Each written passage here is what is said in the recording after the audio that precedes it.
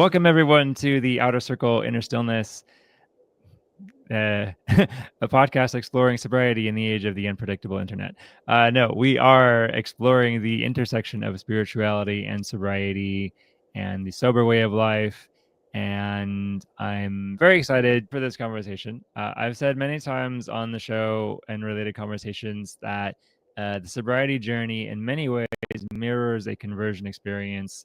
And so thus mirrors a spiritual journey in quite a few ways. Even if we're not using specific higher power language or identifying a specific higher power, there's a way where both the sobriety work and the spiritual life, they are transformative. They're meant to be transformative over a long period of time, over the course of your life, and they're meant to encompass every area of your life. And that's why I think talking about them together makes a lot of sense. So I am excited to have a friend on the show, and in this case, I have a written bio, so I'm going to show him off a little bit before you meet Ken Ovitz. You should know he has a master's degree from Yeshiva University and received trainings at the Manhattan Institute of Psychodrama. More recently, also attended trainings at the Laurel Institute of Psychodrama. Has a certificate in social work supervision from New York University. He's a certified Myers-Briggs instructor, certified in dialectical behavior therapy, certified in mindfulness psychotherapy, sex addiction therapist, certified in best practices, a few other things, does Gottman stuff. He's certified in EMDR and is completing a sex therapy certification. So all that to say, fellows, this is a very smart man. Thank you. Anyway, thank you. And he's talking to me. I feel so special. So anyway, I feel pretty honored also. well, thank you. Yeah, it's a cool topic that we're talking about. And I was just thinking actually, the conversation actually started like 30 years ago. But it was not Judeo-Christian. It was actually, I was invited to a group of therapists that were talking about Buddhism in therapy. And I was really curious. I didn't know anything about Buddhism. I knew nothing about meditation.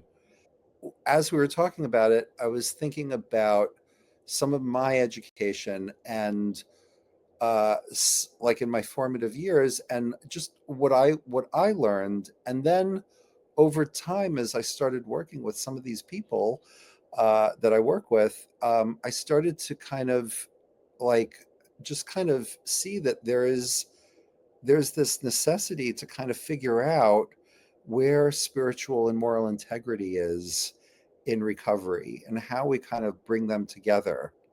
But one of the things that I think recovery is about is creating a sacred space that just cultivates intimacy and emotional vulnerability and enough authenticity to really allow people to be themselves and to come together. And how we see that sacred space and how we create it and understand it, I think is a really crucial part of recovery. Yeah.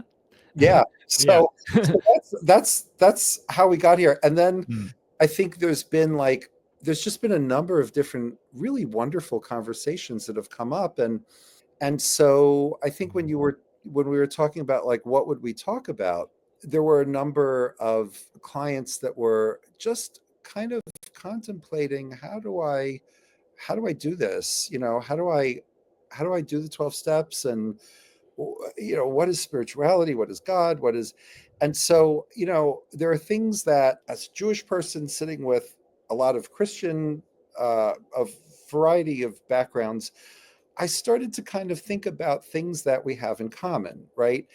And like, okay, we both have a thing for at least one of the two testaments, right? And then also the idea of the Ten Commandments and just this idea of like, so that was kind of interesting. And at the same time, as I'm talking to people and I'm thinking about the problems that they have, I came across this very old book by Viktor Frankl who talked about this idea that the way people relate to God really has a lot to do with how they relate to their parents. And so the problems that they have spiritually could be traced back to the relationship that they had with their parents. And so that kind of added this whole new dimension to what was happening when people were in this process of recovery. I mean, just like really appreciating like the way you can summarize that really concisely. There's a lot of huge concepts, baked in there. If I'm following kind of the sequence, you could say, I mean, a lot of things come back to how we relate to parents. I mean, Yeah, everything about attachment theory, attachment science, how we learn to connect.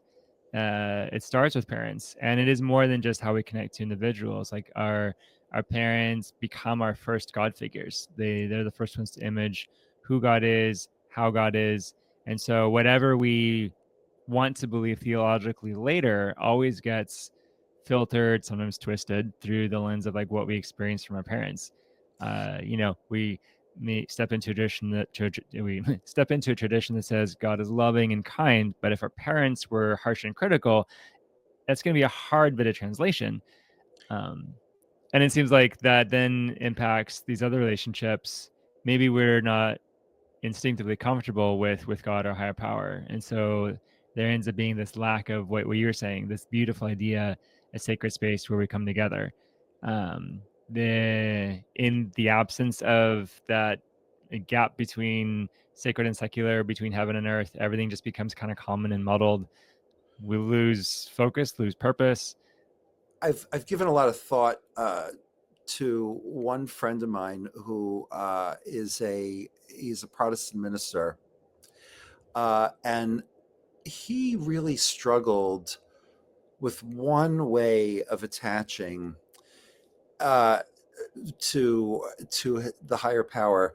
He said to me, he said, Ken, he said, I don't have a problem with uh, attaching to, the Son Jesus. I don't have a problem attaching to the Holy Spirit. But he said, I have a problem attaching to Father Jesus because he had a really hard time with his father.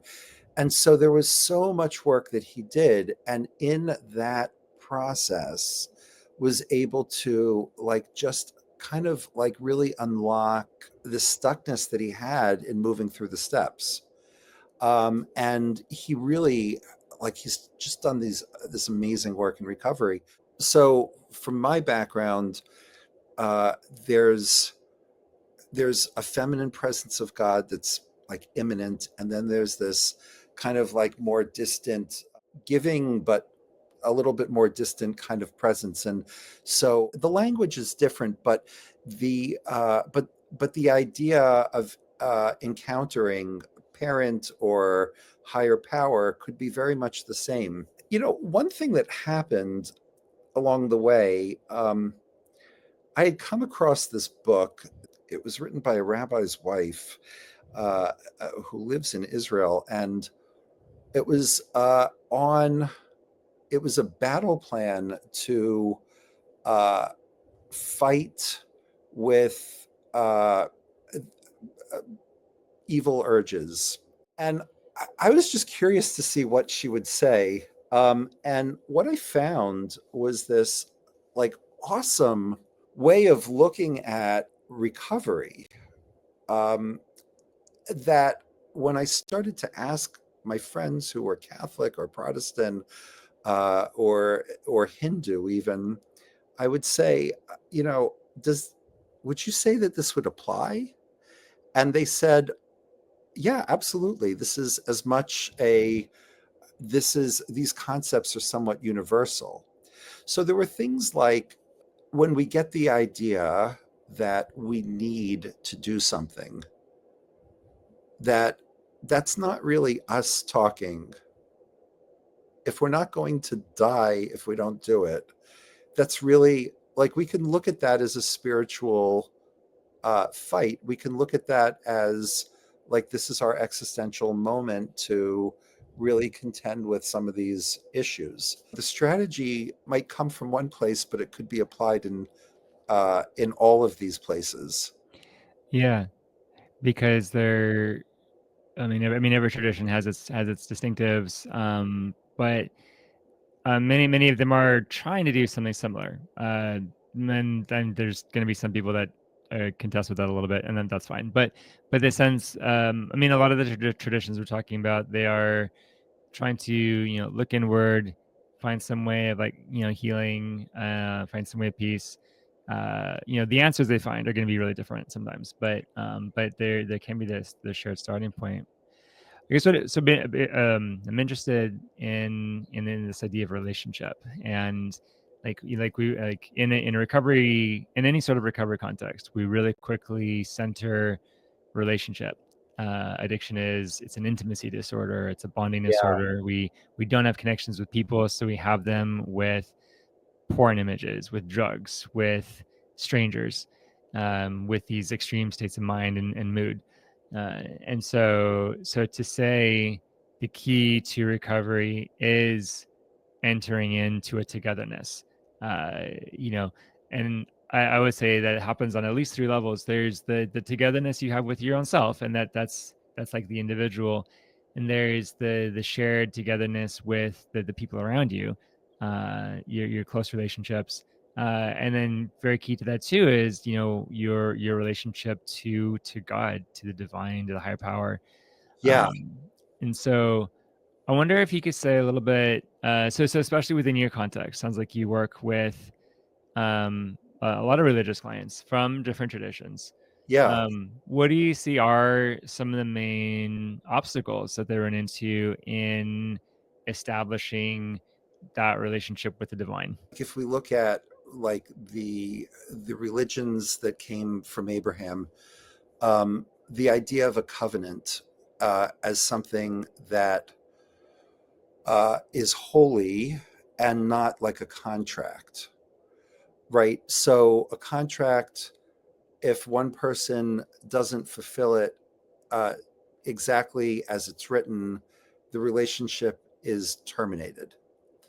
And a covenant is like a holy agreement that allows for humanness, for human error and fallibility. And so this idea of covenanting with yourself, allowing yourself to be human, creating some kind of integrity, creating some kind of connection with a higher power. And then, when you've been able to establish that kind of feeling present and being present, then you're in this place where you can really open up to another person. Hmm. And I It's not, think, it sounds like when we would talk about like boundaries and building trust, something like that. Like how I might rebuild trust with a partner would be like I'd have to show up consistently and follow through on what I say, and abide by their boundaries, about abide by my own. Sounds like you're saying that plays out even within me and my own soul, just as an yeah, individual. I think it relates a lot to like Pia Melody, who talks about internal and external boundaries, knowing that we have our own limits of what we can handle and not putting ourselves beyond that limit. Also, kind of knowing, how to, once we know that, we know how to establish safety with another person, and knowing that there is a process of judging safety and making a decision to allow someone in.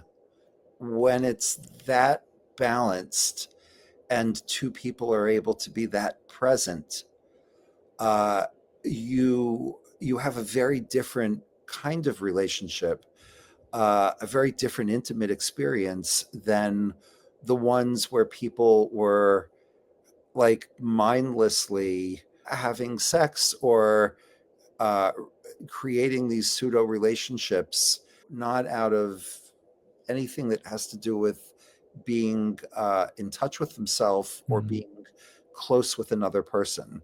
Yeah.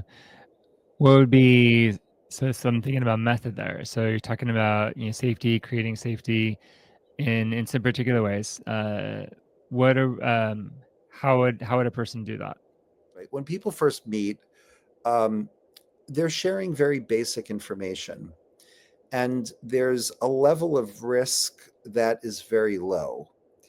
Um, and as they get to know each other, the the amount that they're sharing becomes greater, and so I guess I'm kind of talking about a process, and being able to contain yourself in that process while you're scanning to see if you're safe.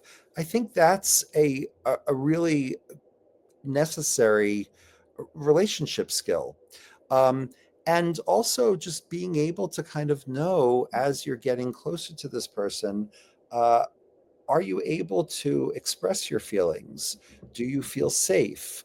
Are you able to be in touch with yourself enough to know what's happening? And I think if that happens along with each stage of courtship, um, I think someone is able to really make a much better decision. A lot of the clients I have will tell me that uh, their significant other moved in or made a commitment very early on, and way before they were emotionally ready to make a commitment. So a lot of that work had to be done after the person, these two people were living together and often married and often, had children. Hmm. And yeah, Yeah. So even so thinking about, addressing this core issue of like, hey, how do we connect in a healthy, safe way? I mean, in support of like connecting down to the sacred in a sacred way. I mean, it sounds like it's not terribly complicated. Just like stuff like, hey, take your time, get to know this person first, but also like you have to be really in touch with your own self. Like if I'm not sober, I'm disconnected from myself. I'm not paying attention to my feelings, to my needs, to my own beliefs, to my limits or capacities, and thus I'm living in an unreal world. I'm embracing the fantasy.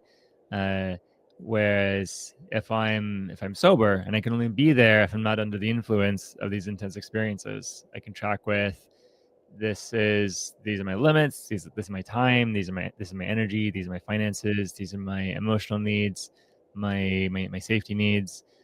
And, this person is meeting those, they're not meeting those, they're meeting some of them.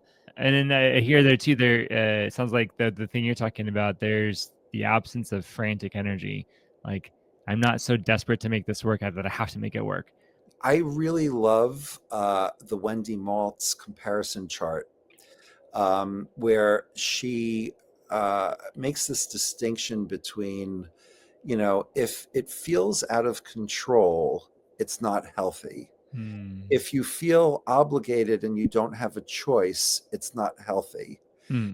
These very simple things that are crucial, like, and most people overlook them. I've been spending some time within the ACA fellowships, and learning a little bit about the family dysfunction. And part of what we could notice there is that many of us come from these intense and chaotic or rigid, disengaged backgrounds, and because that was where we grew up, that feels normal. Right. So it's like Familiar. yeah, Yeah. it's like the fish doesn't always recognize the water. We have to kind of learn. Oh, that was water. That was that was a thing. It was distinct. That's not universal. Oh, and that's not good either. So there's a whole process there that has to happen. And then once you get a sense of that, you can be like, oh yeah. This aspect of my family was fine. That aspect was not so fine. Oh, that aspect's happening again. I should not do that anymore. I love when we can, when I'm sitting with a client and we're talking about something that happened, and and we just like, we're talking about how it all went downhill, and I'll say to the person, "How old did you feel that day?" And they'll tell me the age, and I'll say, "Okay, well, what was happening at that age?" Or someone else I was working with not long ago. was saying to me something like, um,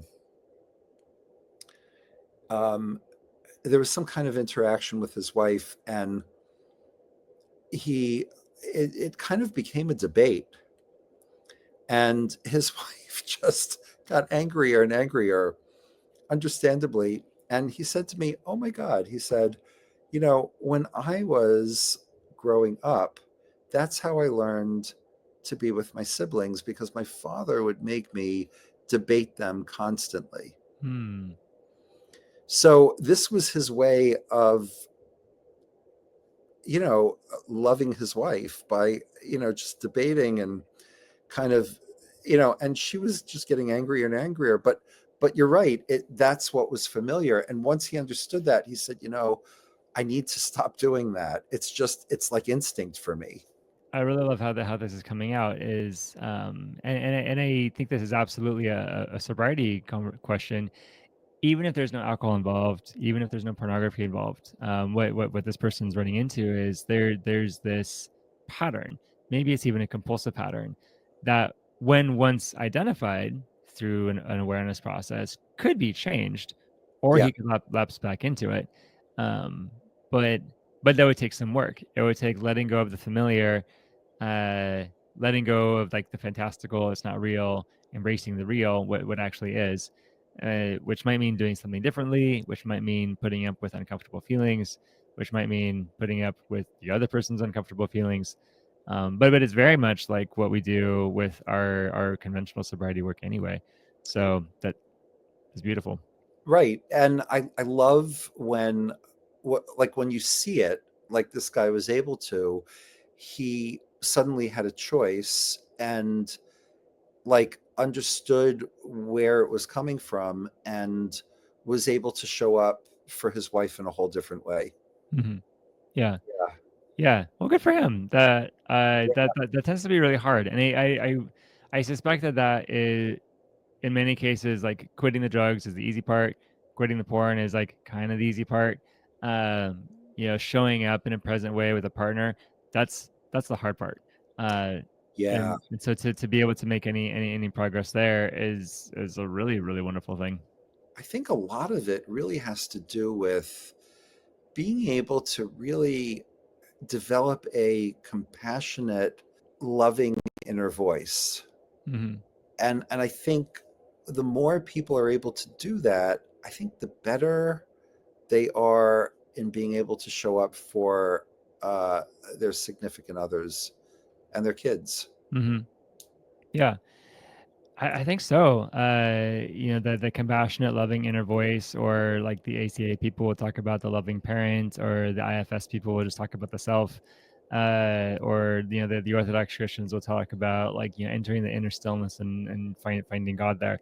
That theme of like there there is love, there is the divine love that is there, and we ought to be in touch with that and speaking from that, and then a whole bunch of other things confound that and obstruct that, and so that becomes the journey. What do you observe are some of the distinct offerings from a faith tradition, or why do you suppose we should be considering spirituality at all in these sobriety conversations? The first and foremost is the need for a sense of meaning and purpose in what we're doing. And I think that if that connects with our life spiritually, to have meaning and purpose, and I think also to have a sense of scope, uh, that we are not in control of everything, and nor should we be. The need for community is huge. Um, for people in recovery, people need other people. In this country, we've gotten really very used to this isolationist, rugged individual kind of way of being. But we need to have community, and we know that people that are connected to community tend to do they tend to thrive. We know that marriages have a much lower rate of divorce when a couple is spiritually connected.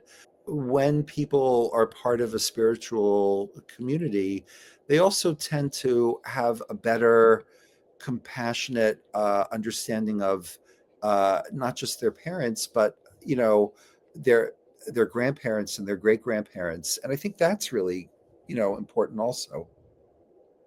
Yeah. Yeah, being able to both recognize here's my heritage, here's my context. But it sounds like with this like balanced, and I guess like on honest perspective too. I mean, not purely glowing terms, because I mean it's not all glowing, but not all just pure bitterness and rage either. The more we understand and the more we heal, the more we have room to forgive. I mean, you talk about forgiveness language. I mean, I mean that's landing us right in the middle of like the 12 steps that are about like looking at your own inventory, looking at your resentments, making amends. So I mean, so we can see in the sobriety traditions, there's a really the process of relationship repair is really prominent, and where there's unrepaired relationship, stuff just isn't right. There's anxiety, there's distress, there's something that happens in your soul when you're carrying grudges or you're carrying guilt. Uh, Absolutely. yeah, I would uh I would almost go so far as to say, so we talk about forgiveness and people talk about like forgiving self and everything. But like, as I watch it, I almost want to say like I don't know that self-forgiveness is a thing. Like I don't think forgiveness is a thing that can happen just with an individual. It's only a relationship process. So like the only way I will experience forgiveness is with another person or between me and God. And I can extend it, but I have to be given it back to really experience that. So again, you know, the the way my soul becomes well is to now be well with people, to be well with God, and the only way that that happens is if I actually get in with them. I enter that sacred space. I step out of my normal routine where I'm doing whatever into this like designated space where I would say, okay, the thing we're going to do here is we're going to be together. We're going to worship together, pray together, work together, eat together, talk together, make disclosures together. Um, and when I can enter that sacred union and enter and participate in that, it's the participation that then changes me and makes me become the kind of person that can do this, rather than the addict kind of person that's just chaotically disengaged and volatile and dissociated wherever. If you use like a model of like King David, the whole act of being able to say out loud, I did something wrong. I need to get better. The idea of doing what we used to do uh, doesn't equal who we are. You can't get there if you keep it to yourself. Mm-hmm. If it's a big secret and nobody knows, but there's something powerful when somebody goes into a therapy group or a 12-step meeting and they say, this is what I just did, whether it's porn or sex with a prostitute or whatever. And they say, the rest of the group will respond, thank you for sharing. Thank you for your courage. Um, that's not what most people uh, who are not in those meetings would say necessarily. And there's something very powerful about that. It doesn't mean go ahead, do it again. It means we're here for you, we're not judging you, and we're supporting you. When you have that, you have the ability to start talking about it more and like to really make it something that is real and something that you want to not have a part of. And so, like one person I work with, he was cheating on his wife and he had a mistress. And this affair partner that he had, uh, he was, I didn't know, he was about to go to disclosure and he went to meet up with this person. And uh, he just had no attraction to her. It was all gone because everything that he had talked about was so real that it just, he didn't want any part of it anymore. That's the transformation that therapy should bring. And that comes with, developing the humility enough to be able to say, yeah, this is a problem, and I need to not do it, and I want to pursue a more sacred kind of sense of self, a more sacred connection with my partner. Yeah.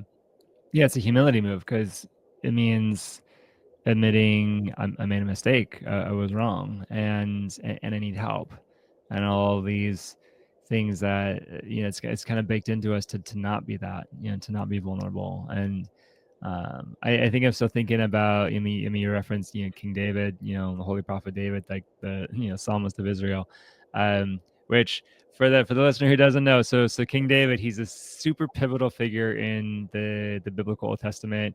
He's one of the main ancestors of the Lord Jesus. He writes all the Psalms. He slays Goliath.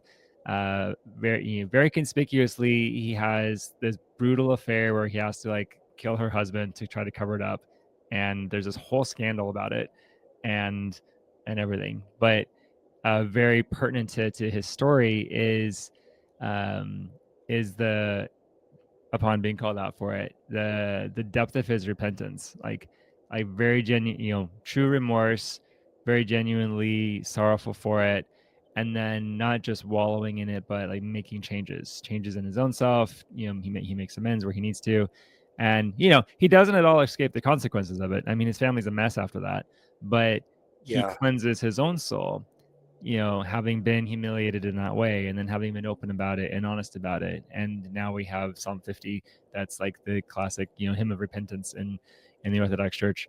But with that as sort of a template for how this works, it's like, yeah, I mean, we do bad things. There's no hiding that. But there is something really powerful that happens, like when we can just boldly be like, yeah, I did that, and I feel really sad about it. And I think it's okay to feel sad about it. It's probably really good that we feel the depth of the weight of it, and maybe that's where like the real sobriety work is like not just being present with reality in general, but here's this like extra painful reality, like the painful reality of like my own condition, the harms that I've done. And I know for me in my story, that's been like extremely difficult, and I've very often failed at that, and I'm hopefully making some incremental progress in doing that. But it's hard. It's like, It's you know excruciatingly. yeah, like I was the good boy growing up. I didn't make mistakes, and now I'm like, oh, I've got stuff, and it's not good. But it's also like, once it's out though, it's like, I don't have to hide. I don't have to That's impress right. anyone. I can just be an ordinary screw up, and Right. Right. I know a therapist that says we're all bozos on the bus, and I think that that's a great mantra for many people. We have to just remember that we're bozos on the bus. We've all got our wacky stuff. I really want to be the most special bozo, but I'm not even that. So,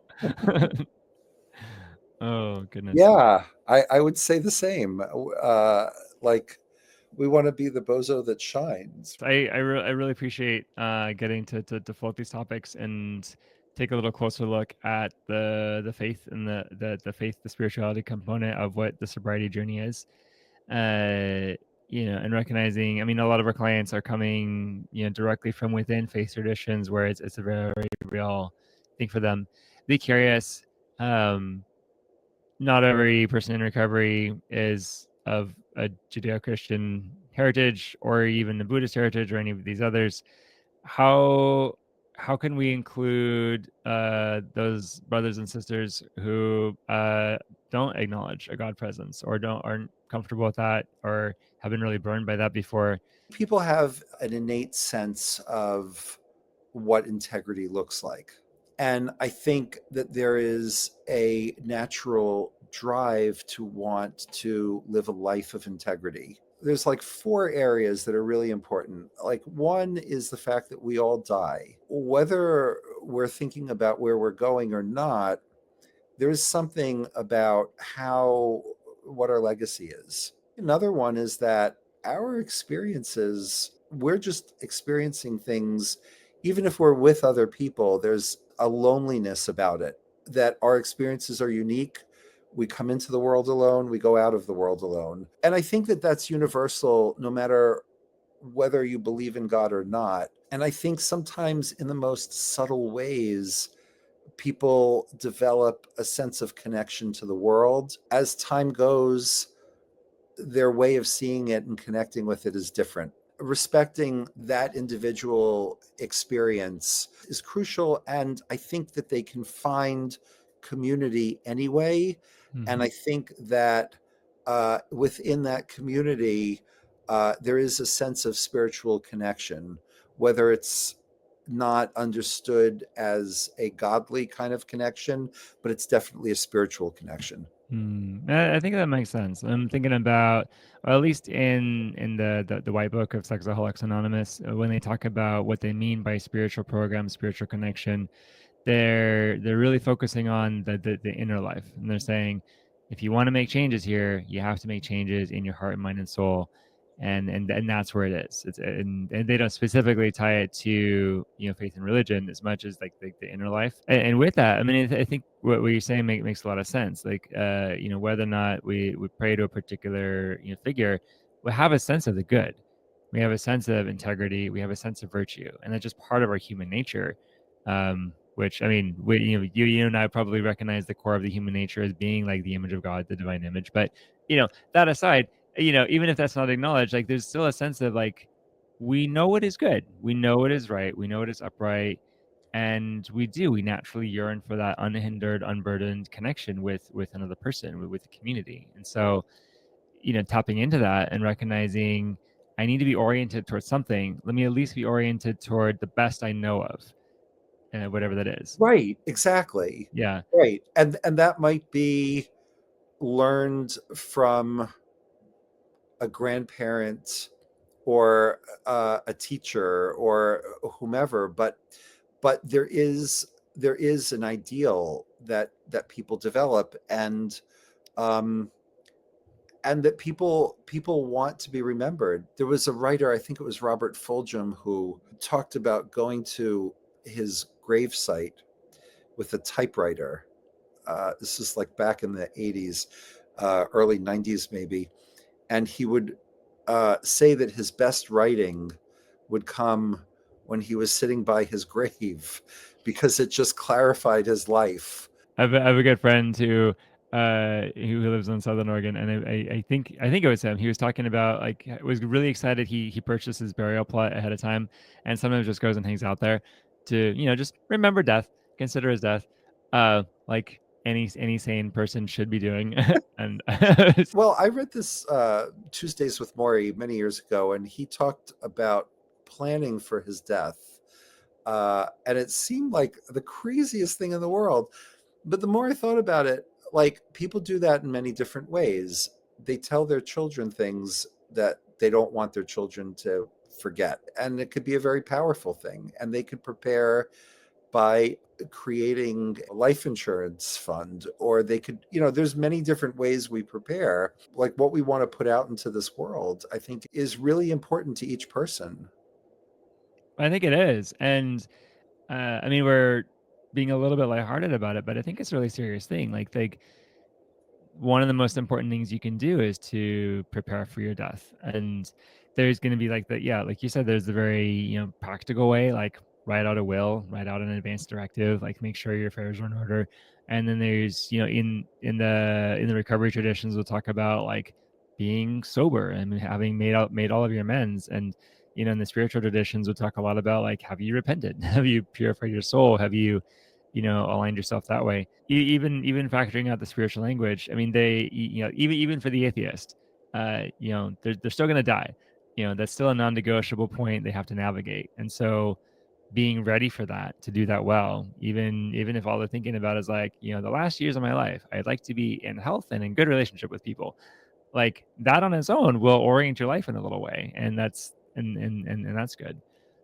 One um of the uh, one of the most impressive people I've ever met was a he was an elderly man. He was a Holocaust survivor. He would spend his day as a retired person visiting sick people in the hospital, doing these favors for people, and not in a like it was just a very full-hearted, like truly loving other people kind of way. His grandson, who I believe is still an atheist, got a video camera and recorded a conversation with him. So he died a few years later, and there was a line of cars as far as the eye could see. But his grandson has this video, which I guess is now an MP3 or whatever, and his grandson is now a grandfather and has this, you know.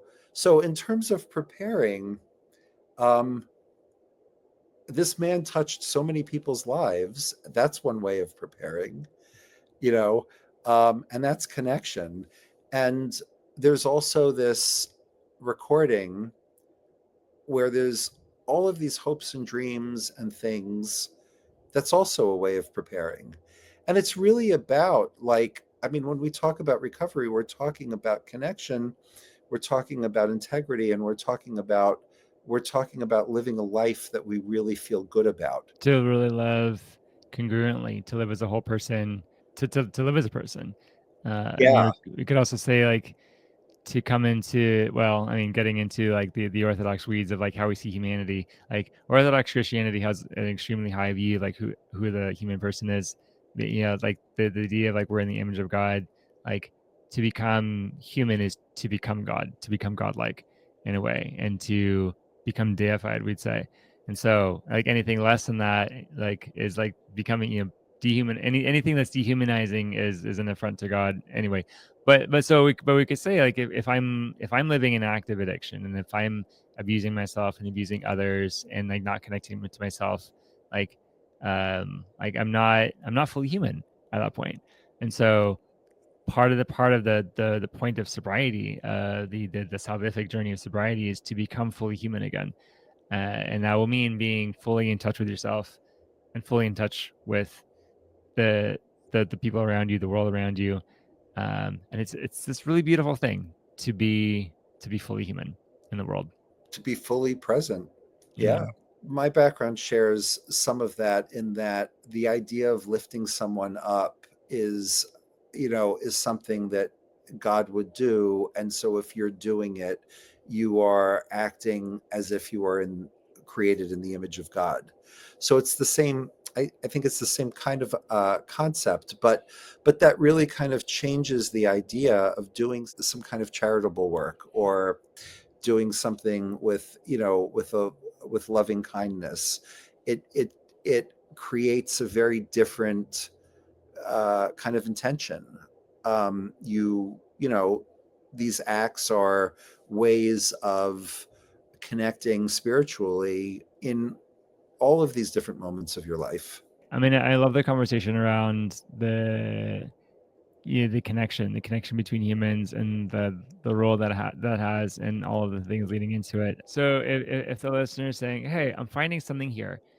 Maybe I'm in some faith tradition, maybe I'm kind of an atheist, but I'm feeling like I need to pay more attention to this inner spiritual life in some way, for the sake of my own soul, for the sake of my relationships, for the sake of being ready for death." What would be a good starting point, like a starting practice, something that someone could start to play around with today, this week? So I'm hearing you say paying more attention to my spiritual practice. I kind of wonder, does that mean finding spirituality in everything we do? Or does that mean I don't like the fact that I don't have enough humility and I need to practice that?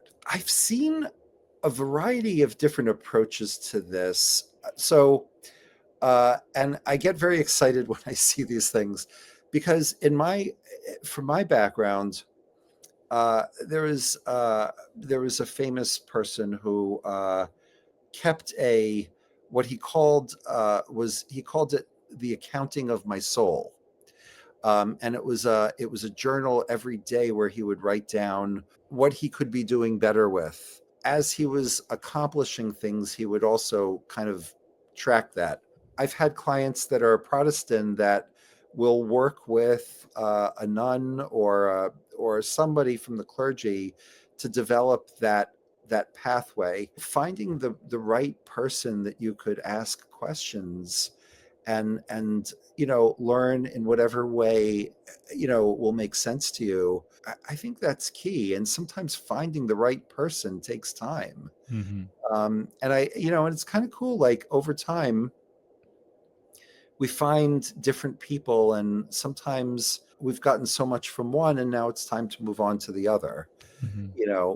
But I love the idea of just being able to start noticing what's happening. I love what just happened, because as I was asking, like, hey, what if a beginner's a beginner and wants to begin, what should we do? And in my head, I was very much thinking like, oh, Ken, give us a technique that I can go take to my closet and do by myself. And you just planted it squarely back in the relationship and saying like, you should find a mentor or a guide or someone you can ask questions to. You should find a relationship, which is just perfect. It was a great reframe for me and a great reminder. And I would agree too that is an exquisitely essential first step, and to be followed by all of the noticing and the mindfulness work, definitely. But yeah, Yeah. I really appreciate that. Yeah, So I always wonder, like, clients will tell me about some kind of spiritual conflict, and I'll ask them, did you find anybody, any clergy to talk to about this? Oh no, I haven't.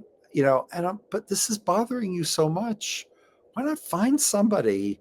There are people out there that would be delighted to talk to you, you know, but find your people. People don't. I don't know why. yeah, yeah, I agree. We don't have a good tradition of eldership in our country, perhaps, and that's a thing. So we'll have to come back and mull over that and see if we can solve that Sure. problem sometime. But in the meantime, yes, everyone, if you're interested in doing this sort of work, you probably need a guide, and there are guides out there to be found. Uh, if you need some help, you can email us. Speaking of which, if a person wants to get a hold of you, Ken Ovitz, where in the world are you? Where in the internet are you? And Yes. how can we find you? Um, so you could find me on Psychology Today. I have a website. You definitely do not want to try to contact me through the website, but I could leave an email address and a contact phone number too. Reese, thank you so much for having me. Yes, absolutely. Thank you for being here. So, yes, we'll have Ken's phone number and email in the liner notes. If you want to get a hold of me, as you know, you can go to patreon.com/outer circle to subscribe to and support the podcast. Otherwise, my practice, located in Gresham, Oregon, is at newpatterncounseling.com. New pattern, one pattern, counseling.com. And yes, thank you, Ken, so much for your time and your insights. It's been great to share some ideas. It's been a pleasure. Thanks. You're welcome.